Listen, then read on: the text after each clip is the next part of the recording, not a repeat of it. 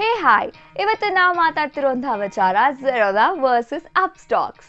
Globally speaking stock market ಸ್ವಲ್ಪ lag ಆಗ್ತಿದೆ ಅಂತ ಅನಿಸ್ತದೆ, ಬಟ್ ಇಂಡಿಯಾದಲ್ಲಿ ನೋ ವೇ. ಪ್ರತಿ ಮಂತ್ ಹೊಸ ಹೊಸ ಇನ್ವೆಸ್ಟರ್ಸ್ ಆ್ಯಡ್ ಆನ್ ಆಗ್ತಾನೆ ಇದ್ದಾರೆ. ಈ ಸ್ಟಾಕ್ ಮಾರ್ಕೆಟ್ನ ಒಳಗಡೆ ಬರೋ ಮುಂಚೆ ಎಲ್ರಿಗೂ ಬರುವಂತಹ ಫಸ್ಟ್ ಕ್ವಶನ್ ಅಂದರೆ ಒಂದು ಬೆಸ್ಟ್ ಡಿಮ್ಯಾಟ್ ಅಕೌಂಟ್ ಅಥವಾ ಟ್ರೇಡಿಂಗ್ ಅಕೌಂಟ್ ಯಾವುದು ಅಂತ. ಹೊಸ ಇನ್ವೆಸ್ಟರ್ಸ್ಗೆ ಅವರಲ್ಲಿರೋ ಕನ್ಫ್ಯೂಷನ್ಸ್ನ ನಾವು ಅರ್ಥ ಮಾಡ್ಕೊಂಡಿರೋ ಪ್ರಕಾರ ಈ ಅಪ್ಸ್ಟಾಕ್ಸ್ ಹಾಗೆ ಝೆರೋದಾದಲ್ಲಿ ತುಂಬ ಕನ್ಫ್ಯೂಸ್ ಆಗ್ತಾರೆ.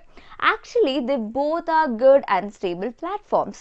ಆದರೆ ಈ ಎರಡರಲ್ಲಿ ಎಷ್ಟು ಸಿಮಿಲಾರಿಟೀಸ್ ಇದೆಯೋ ಅಷ್ಟೇ ಡಿಫ್ರೆನ್ಸ್ ಕೂಡ ಇದೆ. ಇವಾಗ ಬನ್ನಿ ಈ ಎರಡರಲ್ಲಿ ಏನು ಸಿಮಿಲಾರಿಟೀಸ್ ಇದೆ ಅಂತ ಮೊದಲು ನೋಡ್ಬಿಡೋಣ. ಬೇಸಿಕಲಿ ಈ ಎರಡು ಪ್ಲ್ಯಾಟ್ಫಾರ್ಮ್ಸ್ ಕೂಡ ಡಿಸ್ಕೌಂಟ್ ಬ್ರೋಕರ್ಸೇ. ಈ ಡಿಸ್ಕೌಂಟ್ ಬ್ರೋಕರ್ಸ್ ಅಂದರೆ ಏನು? ಆ್ಯಕ್ಚುಲಿ ಇಂಡಿಯಾದಲ್ಲಿ 2 ಟೈಪ್ಸ್ ಆಫ್ ಬ್ರೋಕರ್ಸ್ ಇದೆ. ಒಂದು ಫುಲ್ ಸರ್ವಿಸ್, ಇನ್ನೊಂದು ಡಿಸ್ಕೌಂಟ್ ಬ್ರೋಕರ್. ಡಿಸ್ಕೌಂಟ್ ಬ್ರೋಕರೇಜಲ್ಲಿ ನಿಮಗೆ ಅವರು ಟೂಲ್ ಪ್ರೊವೈಡ್ ಮಾಡ್ತಾರೆ. ಬೇಸಿಕಲಿ ಇದೊಂದು DIY ಪ್ಲಾಟ್ಫಾರ್ಮ್ಸ್ ಥರ ವರ್ಕ್ ಮಾಡುತ್ತೆ. ಸೊ ಇಲ್ಲಿ ರಿಸ್ಕ್ ಫ್ರೀ, ಹಾಗೆ ನಿಮ್ಮ ಅಮೌಂಟ್ನ ಮೇಲೆ ಒಂದು ಪ್ರಾಪರ್ ಕಂಟ್ರೋಲ್ ಇರುತ್ತೆ ನಿಮಗೆ. ಅದನ್ನೇ ತಾನೇ ಎಲ್ಲರೂ ಎಕ್ಸ್ಪೆಕ್ಟ್ ಮಾಡೋದು, to have a good hold on our amounts. So ಹಾಗಾಗಿ ಈ ಎರಡು ಪ್ಲಾಟ್ಫಾರ್ಮ್ಸ್ಗಳು ಫುಲ್ ಆನ್ ಡಿಮ್ಯಾಂಡಲ್ಲಿದೆ ಅಂತ ಹೇಳ್ಬಹುದು. ಇನ್ನು ಇವೆರಡರ ನಡುವೆ ಇರುವಂತಹ ಡಿಫ್ರೆನ್ಸಸ್ ಏನು ಬನ್ನಿ ನೋಡೋಣ. Okay, point by point, one by one ತಿಳ್ಕೊಳ್ತಾ ಹೋಗೋಣ. ಮೊದಲನೇದಾಗಿ ಅಕೌಂಟ್ ಓಪನಿಂಗ್ ಚಾರ್ಜಸ್. ಅಪ್ಸ್ಟಾಕ್ಸ್ನಲ್ಲಿ ಅಕೌಂಟ್ ಓಪನಿಂಗ್ ಚಾರ್ಜಸ್ 0 ಇದೆ. ಝೆರೋದಾದಲ್ಲಿ 200+ GST ಅಪ್ಲಿಕಬಲ್ ಆಗುತ್ತೆ. ಇನ್ನು ನೆಕ್ಸ್ಟ್ ಬಂದ್ಬಿಟ್ಟು account maintenance charges. Account maintenance charges ಅಂತ ಏನು ಡಿಫ್ರೆನ್ಸ್ ಇಲ್ಲ. ಅಪ್ಸ್ಟಾಕ್ಸಲ್ಲಿ ನೀವು ಮಂತ್ಲಿ ಪೇ ಮಾಡಬೇಕು, ಝೆರೋದಾದಲ್ಲಿ ನೀವು ಕ್ವಾರ್ಟರ್ಲಿ ಪೇ ಮಾಡಿದ್ರೆ ಸಾಕು. Okay, so the next point ಬಂದು equity delivery charges. Equity delivery ಅಂದರೆ ಗೊತ್ತು ತಾನೆ, ಲೈಕ್ ಎಕ್ಸಾಂಪಲ್ ನೀವೀಗ ಇಂಟ್ರಾಡೇ ಟ್ರೇಡ್ ಮಾಡ್ತಿದ್ದೀರಾ ಅಂದರೆ ಒಂದೇ ದಿನಕ್ಕೆ ನೀವು ಬೈ ಆ್ಯಂಡ್ ಸೆಲ್ ಮಾಡೋಕ್ಕಾಗಲ್ಲ ನಿಮ್ಮ ಶೇರ್ಸ್ನ.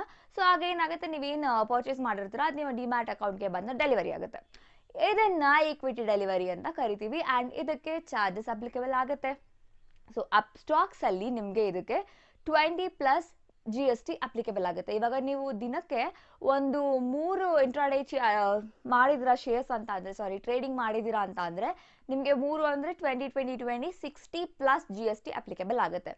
ಅಂಟಿಲ್ 2020ವರೆಗೂ ಅಪ್ಸ್ಟಾಕ್ಸಲ್ಲಿ ಈ ಚಾರ್ಜಸ್ 0ನೇ ಇತ್ತು. ಬಟ್ 2022ಇಂದ ಅವರು ಚಾರ್ಜಸ್ ಅಪ್ಲಿಕಬಲ್ ಮಾಡೋದಕ್ಕೆ ಶುರು ಮಾಡಿದ್ದಾರೆ. ಸೊ ಝೆರೋದಾದಲ್ಲಿ ಈ ಚಾರ್ಜಸ್ ಇಲ್ಲ, ಇಟ್ಸ್ 0. ಸೊ ನೀವೇನಾದರೂ ಇಂಟ್ರಾಡೇ ಟ್ರೇಡರ್ಸ್ ಆಗಿದ್ರೆ ಝೆರೋದಾದಲ್ಲಿ ಇದಕ್ಕೆ ಸಸ್ತಾ ಬೀಳುತ್ತೆ. ಯಾಕಂದರೆ ಇವಾಗ ತಿಳ್ಕೊಳ್ಳಿ, ಇವಾಗ ಒಂದು 50,000 ನಿಮ್ಮದು ಟ್ರೇಡಿಂಗ್ ನಡೀತಿದೆ ಅಂತಂದರೆ ಝೆರೋದಾದಲ್ಲಿ 15 ಆದರೆ ಅಪ್ಸ್ಟಾಕ್ಸಲ್ಲಿ 20+ GST ಹೇಳಿದೆ ಅಲ್ವಾ. ಸೊ ಆ ರೀತಿ ಆಗೋದ್ರಿಂದ ಝೆರೋದಾ ನಿಮಗೆ ಸಸ್ತಾ ಬೀಳುತ್ತೆ. ಓಕೆ, ದ ನೆಕ್ಸ್ಟ್ ಚಾರ್ಜಸ್ ಬಂದ್ಬಿಟ್ಟು DP ಚಾರ್ಜಸ್. DP ಚಾರ್ಜಸ್ ಬಗ್ಗೆ ನೀವು ತಿಳ್ಕೊಳ್ಳೋ ಮುಂಚೆ ಡೆಪಾಸಿಟರೀಸ್ ಬಗ್ಗೆ ನೀವು ತಿಳ್ಕೊಬೇಕು. ಇವಾಗ ಡೆಪಾಸಿಟರೀಸ್ ಅಂದರೆ ಏನು? It's very simple. ನೀವು ನಿಮ್ಮ ಹಣ ಅಥವಾ ನಿಮ್ಮ ಶೇರ್ಸ್ನ ಎಲ್ಲಿ ನೀವು ಡೆಪಾಸಿಟ್ ಮಾಡ್ತೀರಾ ಅಲ್ವಾ, that is what is called as ಡೆಪಾಸಿಟರೀಸ್.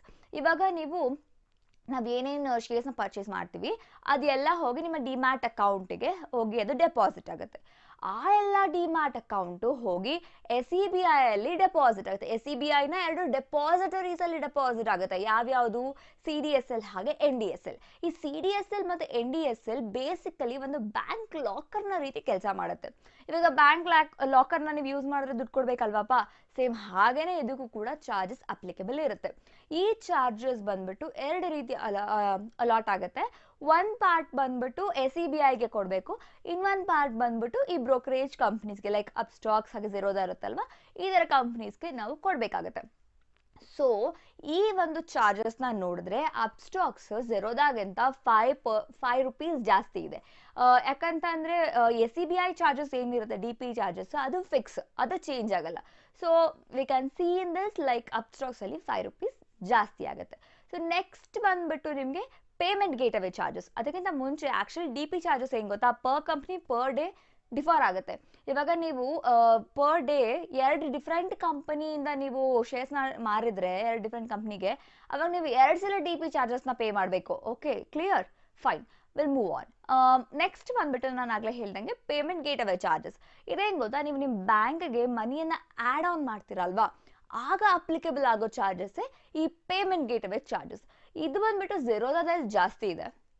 But advantage ಏನಪ್ಪ ಅಂದರೆ, ನೀವು UPI ID ಯೂಸ್ ಮಾಡ್ತಿದ್ರೆ ಇದು ಝೀರೋ ಆಗೋಗುತ್ತೆ, you no need to pay, it's good ಅಲ್ಲ. ಸೊ ಹಂಗೆ ನೋಡ್ಕೊಳಕ್ ಹೋದ್ರೆ ಈಗ ಅಪ್ಸ್ಟಾಕ್ಸ್ ಅಲ್ಲೇ ಜಾಸ್ತಿ ಅಂತ ಹೇಳ್ಬೋದು payment gateway charges. So ಇದು ಎಲ್ಲ ಆಯಿತು, ಗುಡ್ ಟು ಗೋ ಅನ್ನಿಸ್ತಿದ್ಯಾ? ನೋ ಕತೆ ಇನ್ನೂ ಬಾಕಿ ಇದೆ. ಇದಾದ್ಮೇಲೆ ನಾವು ನೋಡಬೇಕಾಗಿರೋದು ಅವರ ಟ್ರೇಡಿಂಗ್ ಚಾರ್ಜಸ್. ಟ್ರೇಡಿಂಗ್ ಚಾರ್ಜಸ್ ಅಂತ ಏನು ಡಿಫ್ರೆನ್ಸ್ ಇಲ್ಲ ಈ ಎರಡು ಪ್ಲಾಟ್ಫಾರ್ಮ್ಸ್ಗೂ ನಾವು ಕಂಪೇರ್ ಮಾಡಿಕೊಂಡ್ರೆ, it's okay. So apart from all this, ನಾವೀಗ ಸ್ವಲ್ಪ ಬಿಹೈಂಡ್ ದ ಸೀನ್ಸ್ ಇರುವಂಥ ಪಾಯಿಂಟ್ಸ್ಗಳನ್ನ ಮಾತಾಡೋಣ. ಫಸ್ಟ್ ಬಂದ್ಬಿಟ್ಟು ನಾನು ನಿಮಗೆ ಇಂಟ್ರಾಡೇ ಬಗ್ಗೆ ಹೇಳ್ತೀನಿ. ಓಕೆ, ಇಂಟ್ರಾಡೇಯಲ್ಲಿ ಒಂದು ಪಾಯಿಂಟ್ ಇದೆ, that is called as auto square off time. Okay, ಈ ಆಟೋ ಸ್ಕ್ವೇರ್ ಆಫ್ ಅದೇನಪ್ಪ ಅಂದರೆ, ನೀವೀಗ ಇಂಟ್ರಾಡೇಯಲ್ಲಿ ಶೇರ್ ಟ್ರೇಡಿಂಗ್ ಮಾಡ್ತಿದ್ದೀರಾ ಅಂದರೆ ಒಂದು ಪರ್ಟಿಕ್ಯುಲರ್ ಟೈಮ್ ಇರುತ್ತೆ. ಆ ಟೈಮ್ ಒಳಗಡೆನೆ ನೀವು ನಿಮ್ಮ ಎಲ್ಲ ಶೇರ್ಸ್ನು, ಆ ದಿನದ ಶೇರ್ಸ್ನ ನೀವು ಏನು ಮಾಡಬೇಕು, ಸ್ಕ್ವೇರ್ ಆಫ್ ಮಾಡ್ಕೊಂಡ್ಬಿಡ್ಬೇಕು. ಸೊ ಲಾಸ್ಟ್ 1 or 2 minutes ಕೂಡ ತುಂಬಾ ಇಂಪಾರ್ಟೆಂಟ್ ಅಂತ ಅನಿಸ್ಬಿಡುತ್ತೆ. ಸೊ ಝೆರೋದಾದಲ್ಲಿ ಆಟೋ ಸ್ಕ್ವೇರ್ ಆಫ್ ಟೈಮ್ ಬಂದ್ಬಿಟ್ಟು 3:20 PM, ಹಾಗೆ ಅಪ್ಸ್ಟಾಕ್ಸಲ್ಲಿ 3:15 PM. ಸೊ ನೀವೇನಾದರೂ ಇಂಟ್ರಾಡೇ ಯೂಸ್ ಮಾಡ್ತಾ ಇದ್ದೀರಾ ಅಂತಂದರೆ ಒಬ್ವಿಯಸ್ಲಿ ಝೆರೋದಾದಲ್ಲಿ ಒಂದು ಕ್ಲಿಯರ್ ಎಡ್ಜ್ ಖಂಡಿತವಾಗ್ಲೂ ಸಿಗುತ್ತೆ. It is good. Okay, so this is regarding auto square of. And next ಬಂದ್ಬಿಟ್ಟು ಇನ್ನೊಂದು 2-3 ಮೈನ್ಯೂಟ್ ಪಾಯಿಂಟ್ಸ್ ಇದೆ, ಅದನ್ನು ಕೂಡ ಹೇಳ್ಬಿಡ್ತೀನಿ. ಇವಾಗ ನೀವೇನಾದ್ರು NRI ಆಗಿದ್ದೀರಾ ಅಂತ ಅನ್ಕೊಳ್ಳಿ. ಓಕೆ, ಅಂದರೆ ನೀವು ಬೇರೆ ಕಂಟ್ರಿಲಿದ್ದೀರಾ, ಬಟ್ ಇಂಡಿಯಾದಲ್ಲಿ ಬಂದು ನೀವು ಡಿಮ್ಯಾಟ್ ಅಕೌಂಟ್ ಓಪನ್ ಮಾಡಬೇಕು, ಇಲ್ಲಿ ಟ್ರೇಡಿಂಗ್ ಮಾಡಬೇಕು. This is only possible in Zerodha, which is not possible in Upstox. Okay, and ಹಾಗೆ ನೀವು ಬಾಂಡಿಂಗ್ ಮೇಲೆ ಇನ್ವೆಸ್ಟ್ ಮಾಡ್ತಿದ್ದೀರಾ, ಬಾಂಡ್ಗಳ ಮೇಲೆ ಇನ್ವೆಸ್ಟ್ ಮಾಡ್ತಿದ್ದೀರಾ ಅಂದರೆ again that is possible only in Zerodha, not in Upstox. ಈ ಬಾಂಡ್ ಮೇಲೆ ಇನ್ವೆಸ್ಟ್ಮೆಂಟ್ ಬಗ್ಗೆ ಎಲ್ಲ ನೀವು ಇನ್ನೂ ತಲೆ ಕೆಡ್ಸ್ಕೊಳಕ್ಕೆ ಹೋಗಿಲ್ಲ ಅಂದರೆ ಓಕೆ, ಈ ಪಾಯಿಂಟ್ನ ನೀವು ತಲೆಗೆ ಹಾಕೊಳ್ಳೋಕ್ಕೆ ಹೋಗಬೇಡಿ. Okay, so fine. ಇನ್ನೊಂದು ನಮ್ಮ ಪರ್ಸ್ನಲ್ ಎಕ್ಸ್ಪೀರಿಯನ್ಸ್ ಅಂತ ಹೇಳಬೇಕು ಅಂದರೆ ಇವರ customer care services. Okay, Zerodha compare ಮಾಡಿದ್ರೆ Upstox customer service is quite good. Okay, actually ಇದು ನಮ್ಮ ಪರ್ಸ್ನಲ್ ಎಕ್ಸ್ಪೀರಿಯನ್ಸ್ ಅಂತ ಹೇಳಕ್ಕೆ ಇಷ್ಟಪಡ್ತೀನಿ. ಯಾಕಂತಂದರೆ ಫ್ಯೂ ಪೀಪಲ್, ಅಂದರೆ ಸಮ್ ಆಫ್ ಮೈ ಫ್ರೆಂಡ್ಸ್, ಹಾಗೆ ಕೆಲವೊಂದು ಜನ ಕಮೆಂಟ್ ಕೂಡ ಮಾಡಿರ್ತಾರೆ. ಲೈಕ್ ಏನಂತ, ನಾವು ಹೇಳೋಷ್ಟು ಲೈಕ್ ಯಾವುದು ಝೆರೋದಾ ಅದು ಕಸ್ಟಮರ್ ಕೇರ್ ಸರ್ವಿಸ್ ಅಂತ ಏನು ಬ್ಯಾಡ್ ಅಲ್ಲ, ಇಟ್ಸ್ ಪ್ರಿಟಿ ಗುಡ್ ಅಂತ. Again as I always tell, ಎಲ್ಲರ ಪರ್ಸೆಪ್ಷನ್ಸ್ ಕೂಡ ಡಿಫ್ರೆಂಟ್ ಆಗಿರುತ್ತೆ. And here we are just comparing. Okay, Zerodha ಕೂಡ ಗುಡ್ಡೆ, ಬಟ್ ಕಂಪೇರ್ ಟು ಅಪ್ಸ್ಟಾಕ್ಸ್ ಅಂತ ಬಂದಾಗ ಎಲ್ಲೋ ಒಂದು ಕಡೆ ಒಂದು ಸ್ಮಾಲ್ ಲೈನಲ್ಲಿ Upstox is quite better performing ಅಂತ ಕೂಡ ಅನಿಸುತ್ತೆ. Okay, so this is regarding Zerodha versus Upstox, ನಮ್ಮ ಎಕ್ಸ್ಪೀರಿಯನ್ಸ್ ಹಾಗೆ ನಮ್ಮ ಅಭಿಪ್ರಾಯ. ಇನ್ನೇನಾದರೂ ಡೌಟ್ಸ್ ಇದ್ದರೆ ಕಮೆಂಟ್ಸ್ ಮಾಡಿ ನಮಗೆ ತಿಳಿಸಿ, ನಾವು ನಿಮಗೆ ಹೆಲ್ಪ್ ಮಾಡೋದಕ್ಕೆ ಸದಾ ಸಿದ್ಧ ಇರ್ತೀವಿ.